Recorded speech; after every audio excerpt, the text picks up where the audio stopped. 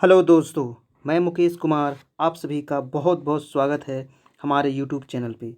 दोस्तों, आज political science का दूसरा दिन है और इसमें हम लोग देखने वाले हैं 30 प्रश्न मोस्ट इम्पॉर्टेंट जो आपको बार बार एग्जाम में पूछे जाते हैं। तो चलिए दोस्तों, स्टार्ट करते हैं आज का ये सेशन। और अगर दोस्तों आपको इसका पीडीएफ चाहिए तो आप हमारे टेलीग्राम चैनल से जुड़ें। वहाँ आपको पीडीएफ इसका प्रोवाइड कराया जाता है, आप वहाँ से आसानी से प्राप्त कर सकते हैं। और आपको वीडियो कैसा लगा आप लोग नीचे कमेंट में ज़रूर बताइएगा। आज का पहला प्रश्न है, निम्नलिखित अधिनियम में से किस अधिनियम के फलस्वरूप वर्मा भारत से अलग हुआ था।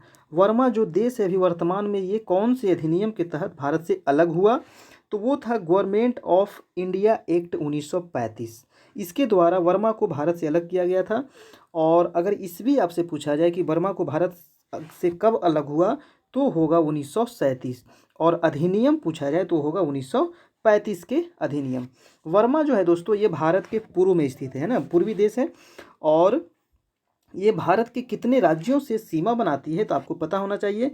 सबसे पहले आपको अरुणाचल प्रदेश, उसके बाद आपको नागालैंड याद रखना है, और नागालैंड के बाद होगा आपका मणिपुर, है ना, मणिपुर। और चौथा है आपका मिजोरम।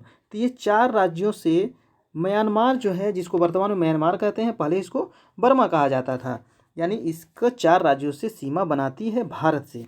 और वर्मा की राजधानी कहाँ है, राजधानी आपको याद होना चाहिए। तो इसकी राजधानी है दोस्तों न्यापी डॉ, है ना, न्यापी डॉ इसकी राजधानी है। थोड़ा सा नाम टेढ़ा है, याद रखिएगा, न्यापी डॉ। ठीक है। और ये भारत किधर स्थित है, तो पूर्व में, हमेशा एग्जाम में पूछा जाता है। चलिए दूसरा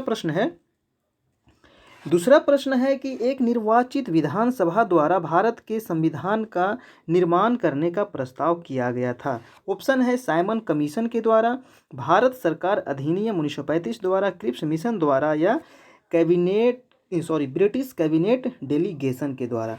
तो जो एक निर्वाचित विधानसभा द्वारा, वो कौन सा था जिसके द्वारा भारत के संविधान का निर्माण करने का प्रस्ताव किया गया था, तो वो था दोस्तों आपका क्रिप्स मिशन के द्वारा।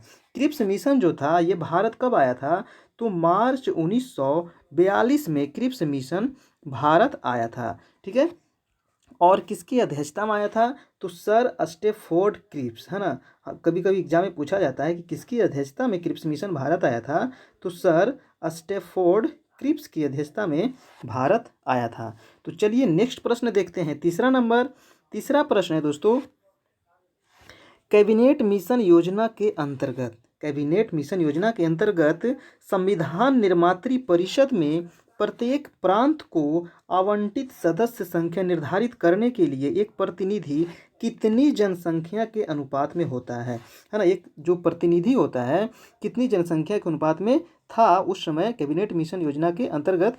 8 लाख व्यक्ति, बी है आपका 10 लाख व्यक्ति, सी है 12 लाख, या डी है 15 लाख व्यक्ति। तो इसका आंसर हो जाएगा दोस्तों, इसका आंसर आपका हो जाएगा 10 लाख व्यक्ति, है ना, 10 लाख व्यक्ति, आंसर नंबर बी। चलिए अगला प्रश्न देखते हैं, 4 नंबर प्रश्न है कि भारतीय संविधान सभा का गठन किया गया था, है ना, किसके द्वारा किया गया था, किसके अंतर्गत किया गया था। ऑप्शन है भारत सरकार अधिनियम 1935 के अंतर्गत, बी है क्रिप्स मिशन योजना 1942 के अंतर्गत, या कैबिनेट मिशन योजना 1946 के अंतर्गत, या भारतीय स्वतंत्रता अधिनियम 1947 के अंतर्गत। तो 4 का आपका आंसर हो जाएगा सी नंबर, यानी कैबिनेट मिशन योजना 1946 के अंदर भारतीय संविधान सभा का गठन किया गया था। अब आया कैबिनेट मिशन, को इसके बारे में थोड़ा सा जान ले कि जो कैबिनेट मिशन था ये भारत कब आया था, बहुत बार एग्जाम में पूछा गया है। तो 24 मार्च 1946 को ये भारत आया था, है ना, ये डेट आपको याद रखना है, 24 मार्च 1946 को।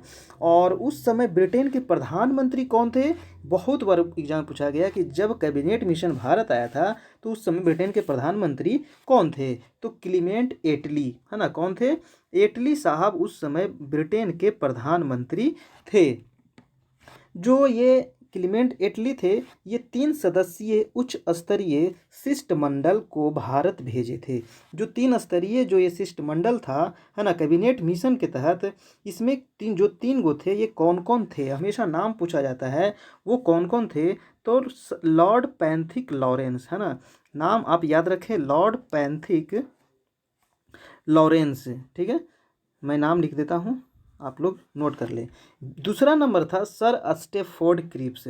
कौन थे? Sir Stafford Cripps. और तीसरा जो व्यक्ति थे दोस्तों वो थे एवी अलेक्जेंडर, है ना, एवी अलेक्जेंडर। तो ये तीनों नाम आपको याद रखना है, हमेशा एग्जाम में पूछा जाता है कि वो जो तीन व्यक्ति आए थे कैबिनेट मिशन के तहत वो कौन कौन थे। तो Pethick Lawrence, sir Stafford Cripps और एवी अलेक्जेंडर। चलिए अगला प्रश्न देखते हैं, 5 नंबर प्रश्न है कि 1946 में निर्मित अंतरिम सरकार में कार्यपालिका परिषद के उपसभापति कौन थे? उपसभापति कौन थे आपको ये बताना है। तो पंडित जवाहरलाल नेहरू जो थे ये कार्यपालिका परिषद के उपसभापति थे। अब पंडित जवाहरलाल नेहरू के बारे में थोड़ा सा जान लें। पंडित जवाहरलाल नेहरू जो थे ये भारत के प्रथम प्रधानमंत्री थे, है ना, प्रथम प्रधानमंत्री थे। इनका जन्म कब हुआ था? तो इनका जो जन्म हुआ था दोस्तों 14 नवंबर 1889 को इनका जन्म हुआ था। और इनके जन्म पे ही आज वर्तमान में बाल दिवस मनाया जाता है, यानी 14 नवंबर को क्या मनाया जाता है? बाल दिवस मनाया जाता है। इसकी मृत्यु कब हुई थी पंडित जवाहरलाल नेहरू का? तो 27 मई 1964 को इनकी मृत्यु हुई थी दोस्तों। इनकी पत्नी का क्या नाम था? तो इनकी पत्नी का नाम था कमला नेहरू, है ना। ये सब बातें आपको याद होना चाहिए। देखिए कोई भी प्रश्न देखिए तो उससे जुड़े हुए सभी प्रश्नों को आपको याद होना चाहिए, क्योंकि हमेशा इससे संबंधित क्वेश्चन आते रहते हैं। जो पंडित जवाहरलाल नेहरू थे ये 3 बार भारत के प्रधानमंत्री चुने गए थे। कब कब चुने गए थे? तो 1951 में, 1957 में और 1962 में, यानी 3 बार ये भारत के प्रधानमंत्री बने थे। इनके पिता कौन थे दोस्तों? तो इनके पिता का नाम था मोतीलाल नेहरू, है ना। इनके पिता का नाम क्या था? मोतीलाल नेहरू। और मोतीलाल नेहरू का जो कार्यकाल था वो कितना था दोस्तों? 1861 से लेकर के 1931 तक। तो ये बातें आपको याद रखना है। चलिए अगला प्रश्न देखते हैं, 6 नंबर प्रश्न है, निम्नलिखित में से कौन अगस्त 1946 ईस्वी में गठित प्रथम अंतरिम राष्ट्रीय सरकार का सदस्य नहीं था? जो अगस्त 1947 में प्रथम अंतरिम जो राष्ट्रीय सरकार का गठन हुआ था उसमें कौन सदस्य नहीं थे ये आपको बताना है ना। नहीं थे ये पूछ रहा है, क्योंकि उसमें बहुत सारे सदस्य थे, कौन नहीं था ये आपको बताना है। तो आंसर 6 का आंसर क्या हो जाएगा? सी नंबर, यानी डॉक्टर एस राधाकृष्णन जो थे उसके सदस्य नहीं थे। तो आपको ये तो पता होना चाहिए उनके सदस्य थे कौन। तो उनमें जो कौन कौन थे, तो पंडित जवाहरलाल नेहरू थे, ठीक है। मैं बोलते जा रहा हूँ, आप लोग नोट याद कर ले। पंडित जवाहरलाल नेहरू, सरदार वल्लभ भाई पटेल, डॉक्टर राजेंद्र प्रसाद, आसफ अली, राजगोपालाचारी, शरत चंद्र बोस, ये मेन जो सदस्य थे 1946 में जो गठित हुआ था प्रथम अंतरिम राष्ट्रीय सरकार। तो इसका आंसर क्या हो गया आपका? सी नंबर, नहीं थे, यानी एस राधाकृष्णन नहीं थे। नेक्स्ट क्वेश्चन है आपका 7, भारत के लिए संविधान की रचना हेतु संविधान सभा का विचार निम्नलिखित में से सर्वप्रथम किसने प्रस्तुत किया था, है ना। सर्वप्रथम जो संविधान सभा का विचार जो कौन प्रस्तुत किया था? स्वराज पार्टी ने 1934 में, कांग्रेस पार्टी 1936 में, मुस्लिम लीग 1942 में या सर्वदलीय सम्मेलन 1946 में। तो 7 का आपका आंसर हो जाएगा दोस्तों ए नंबर, यानी स्वराज पार्टी 1934 में सबसे पहले ये विचार व्यक्त किए थे, है ना, संविधान की रचना के लिए। अब आप देखिए स्वराज पार्टी के बारे में थोड़ा सा आप जान लें। जो स्वराज पार्टी था, स्वराज पार्टी की स्थापना कब हुई थी? तो हमेशा एग्जाम में पूछा जाता है। तो जनवरी 1923 ईस्वी में स्वराज पार्टी का गठन किया गया था, है ना। चौरा चौरी कांड जब असफल हो गया था 1922 ईस्वी में, तो उसके बाद स्वराज पार्टी का गठन किया गया था। इसके अध्यक्ष कौन थे? तो चित्तरंजन दास इसके अध्यक्ष थे, है ना। इसके अध्यक्ष को आपको याद रखना है, बार बार पूछा जाता है चित्तरंजन दास के बारे में कि स्वराज पार्टी के अध्यक्ष कौन थे? तो चित्तरंजन दास। चलिए अगला प्रश्न देखते हैं, 8 नंबर प्रश्न है आपके स्क्रीन पे कि भारत के संविधान का प्रारूप तैयार करने वाली संविधान सभा के सदस्यों को, है ना, ऑप्शन देखिए, ब्रिटिश संसद द्वारा नामित किया गया था। किसके द्वारा नामित किया गया था ये आपको बताना है ना। ए में है ब्रिटिश संसद द्वारा नामित किया गया था, बी में है गवर्नर जनरल द्वारा नामित किया गया था, सी है विभिन्न प्रांतों की विधान सभाओं द्वारा नामित किया गया था, या डी है भारतीय राष्ट्रीय कांग्रेस और मुस्लिम लीग द्वारा चुना गया था। तो 8 का आपका आंसर हो जाएगा दोस्तों, 8 का आंसर हो जाएगा आपका सी नंबर, यानी विभिन्न प्रांतों की विभिन्न सभाओं द्वारा चुना गया था। तो इसका आंसर क्या हो गया आपका सी नंबर। नेक्स्ट क्वेश्चन देखिए 9 नंबर प्रश्न है कि संविधान सभा में सदस्यों का चुनाव कैसे हुआ था। जो संविधान सभा में जो सदस्य थे उसका चुनाव कैसे हुआ था। ऑप्शन है आपको सीधे जनता के द्वारा, बी है भारतीय राष्ट्रीय कांग्रेस के नामांकन द्वारा, या सी है भारतीय राज्यों के शासकों से नामांकन द्वारा, या डी है प्रांतीय सभाओं द्वारा। तो 9 का आपका आंसर हो जाएगा डी नंबर, यानी प्रांतीय सभाओं के द्वारा जो संविधान सभा के सदस्य थे उनका चुनाव हुआ था। नेक्स्ट क्वेश्चन देखिए आपका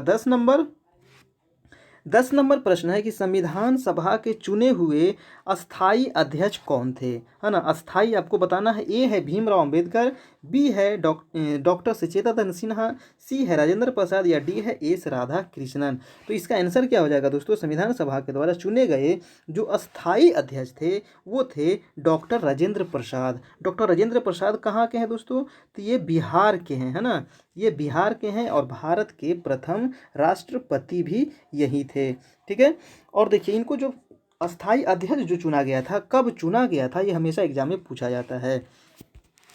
तो इनको जो अस्थाई अध्यक्ष चुना गया था 11 दिसंबर 1946 ईस्वी को इनको अस्थाई अध्यक्ष चुना गया था। तो ये डेट आप याद रखिएगा।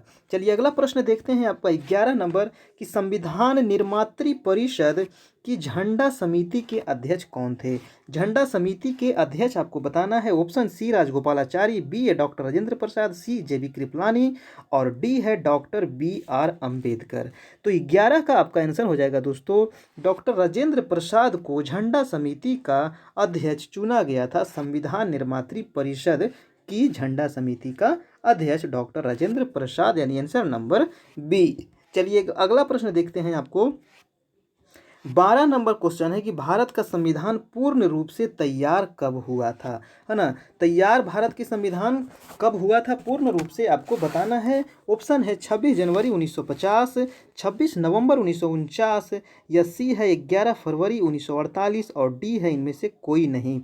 तो 12 का आपका आंसर हो जाएगा बी नंबर, यानी 26 नवंबर 1949 को भारत का संविधान बनकर तैयार हो गया था। संविधान बनने में कितना समय लगा था, तो कल बताए थे कि 2 वर्ष 11 महीना 18 दिन भारत के संविधान को बनने में समय लगा था। चलिए अगला प्रश्न देखते हैं आपका 13 नंबर क्वेश्चन है कि भारत के संविधान को संविधान सभा द्वारा कब अंगीकृत किया गया था ना। ये जो वर्ड है ये वर्ड आपको याद रखना है, अंगीकृत कब किया गया था। हमेशा इसमें कन्फ्यूजन होता है, अंगीकृत कब किया गया था, लागू कब किया गया था, बनकर तैयार कब हुआ। तो ये तीनों जो चारों है सब अलग अलग प्रश्न है, हमेशा एग्जाम में पूछा जाता है। तो अंगीकृत कब किया गया था, ऑप्शन है आपको 26 नवंबर 1949, 15 अगस्त 1949, 2 अक्टूबर 1949, या 15 नवंबर 1949। तो 13 का आपका आंसर हो जाएगा ए नंबर, यानी 26 नवंबर 1949 को इसको अंगीकृत किया गया था, है ना। तो ये बातें याद रखिए। देखिए 26 नवंबर 1949 को ही भारतीय संविधान बनकर तैयार हुआ और इसी दिन अंगीकृत किया गया और इसी दिन कुछ रूल भी लागू कर दिया गया था। लेकिन अगर क्वेश्चन पूछे कि भारत का संविधान पूर्ण रूप से कब लागू किया गया, तो वो हो जाएगा आपका आंसर 26 जनवरी 1950 को। तो ये था आपका 13 नंबर। 14 नंबर क्वेश्चन है कि भारत का संविधान किस तिथि को अपनाया गया, है ना। किस तिथि को अपनाया गया और किस तिथि को पूर्ण रूप से लागू किया गया, ये दोनों प्रश्न अलग अलग है। तो ये दोनों को आप ध्यान रखिएगा। किस तिथि को अपनाया गया, तो इसका आंसर हो जाएगा 14 का आंसर हो जाएगा आपका बी नंबर, यानी 26 नवंबर 1949 को ही भारत के संविधान को अपनाया गया था, है ना। क्योंकि इसी दिन भारत के संविधान बनकर तैयार हुआ था और उसी दिन कुछ प्रावधान लागू कर दिए गए थे, है ना। इसीलिए कहा जाता है कि उस दिन अपनाया गया था। लेकिन अगर क्वेश्चन पूछे कि भारत के संविधान को पूर्ण रूप से कब लागू किया गया, तो आपका आंसर हो जाएगा 26 जनवरी 1950 को, ठीक है। चलिए अगला प्रश्न देखते हैं 15 नंबर कि भारत का संविधान कब लागू हुआ, है ना। अब देखिए आ गया प्रश्न जो अभी आपको बताया कि भारत का संविधान कब लागू हुआ, तो इसका आंसर हो जाएगा आपका ए नंबर, यानी 26 जनवरी 1950 को। तो याद रखिएगा ये तीनों चारों प्रश्न हमेशा पूछा जाता है और बच्चे कंफ्यूज करते हैं इसमें। चलिए नेक्स्ट क्वेश्चन है आपका 16 नंबर।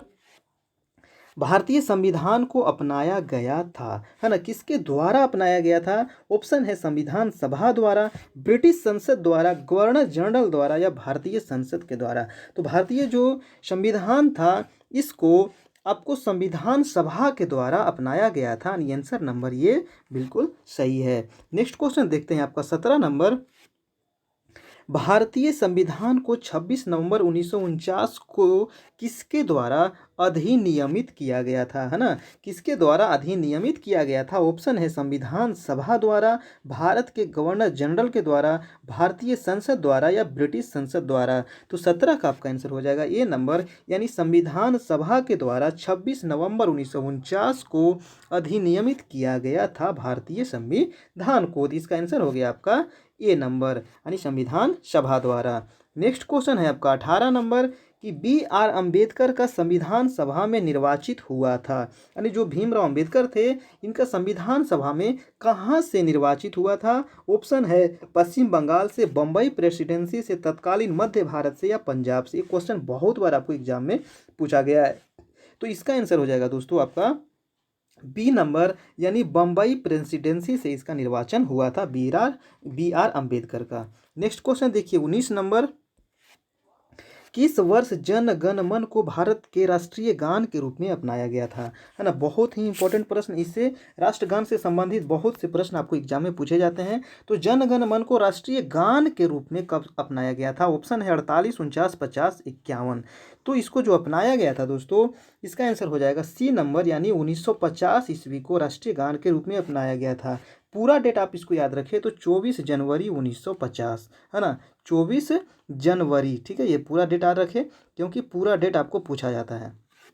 1950 को राष्ट्रगान के रूप में अपनाया गया था। क्वेश्चन आता है कि राष्ट्रगान को पहली बार कब गाया गया था? तो 27 दिसंबर 1911 ईस्वी को, है ना, कांग्रेस के कोलकाता अधिवेशन में इसको गाया गया था सबसे पहली बार 1911 ईस्वी में। ये याद रखिएगा 27 दिसंबर, पूरा डेट याद रखिए, हमेशा पूरा डेट याद रखने का प्रयास कीजिए। जन गण मन जो गाने की अवधि है ये है 52 सेकेंड। इसको कितना देर में गाया जाता है? तो 52 सेकेंड। इसके लेखक कौन है? तो रविंद्रनाथ टैगोर। कौन है? रविंद्रनाथ टैगोर। इनको गुरुदेव भी कहा जाता है। क्या कहा जाता है? गुरुदेव, है ना? और ये जो जन गण मन है ये मूलतः बंगाली भाषा में लिखा गया, यानी बांग्ला भाषा में लिखा गया है। और जो हमारा राष्ट्रीय गीत है यानी वंदे मातरम, उसको गाने में कितना समय लगता है? तो 65 सेकेंड। ये बातें आप याद रखिएगा। चलिए नेक्स्ट प्रश्न है आपका 20 नंबर कि भारत शासन द्वारा राजकीय चिन्ह, भारत सरकार द्वारा राजकीय चिन्ह कब से अंगीकृत किया गया था, है ना? 20 का, भारतीय शासन द्वारा जो राजकीय चिन्ह है भारत का ये कब अंगीकृत किया गया था? ऑप्शन है 15 अगस्त 1948, 2 अक्टूबर 1947, 26 जनवरी 1948 या डी है 26 जनवरी 1950। तो इसका आंसर हो जाएगा दोस्तों डी नंबर, यानी 26 जनवरी 1950 को, 26 जनवरी 1950 को राजकीय चिन्ह को अंगीकृत किया गया था। तो आंसर क्या हो गया इसका? D number. नेक्स्ट प्रश्न देखिए 21 नंबर। 21 क्वेश्चन है कि संविधान सभा में वयस्क मताधिकार को 15 वर्ष के लिए स्थगित करने की बात किसने की थी? किसने की स्थगित करने की बात? ऑप्शन है डॉक्टर राजेंद्र प्रसाद, बी है आपको पंडित जवाहरलाल नेहरू, और सी है मौलाना अबुल कलाम आज़ाद, और डी है आपका डॉक्टर भीमराव अंबेडकर। तो 21 का आपका आंसर हो जाएगा दोस्तों सी नंबर, यानी मौलाना अबुल कलाम आज़ाद ने संविधान सभा में वयस्क मताधिकार को 15 वर्ष के लिए स्थगित करने की बात कही थी, है ना? तो आंसर क्या हो गया आपका? सी। चलिए अगला प्रश्न देखते हैं। 22 नंबर क्वेश्चन है कि निम्नलिखित में से किसने सुझाव दिया था कि भारत की स्वतंत्रता के बाद, बहुत अच्छा प्रश्न है, इसको थोड़ा सा ध्यान से देखें कि किसने यह सुझाव दिया था कि भारत की स्वतंत्रता के बाद भारतीय राष्ट्रीय कांग्रेस को राजनीतिक दल के रूप में भंग कर देना चाहिए? तो ऑप्शन है आपका सी राजगोपालाचारी, श्री जयप्रकाश नारायण, आचार्य कृपलानी या महात्मा गांधी जी। तो जो आदेश दिए थे, है ना, जिनका जो सुझाव था वो कौन थे? तो हो जाएगा आपका डी नंबर, यानी महात्मा गांधी जी ये सुझाव दिए थे। चलिए नेक्स्ट प्रश्न है आपका 23। 23 है कि अपनी राष्ट्रवादी प्रतिक्रिया में भारतीय संविधान के निर्माताओं में अल्पसंख्यकों के हितों तथा भावनाओं के महत्व को कम करके आता है। यह कथन किसका है ना? यह कथन किसका है आपको बताना है। आता नहीं, यहाँ आका है ना, कम करके आका गया है। ठीक है, तो ये कथन जो है किसका है? मॉरिस जोन्स का, हार्वर्ड जूनियर का, अलेक्जेंड्रोविच का या आइवर जोन्स का। तो 23 का आपका आंसर हो जाएगा दोस्तों डी नंबर, यानी आइवर जोनिंग्स का ये कथन है। चलिए अगला प्रश्न है आपका 24।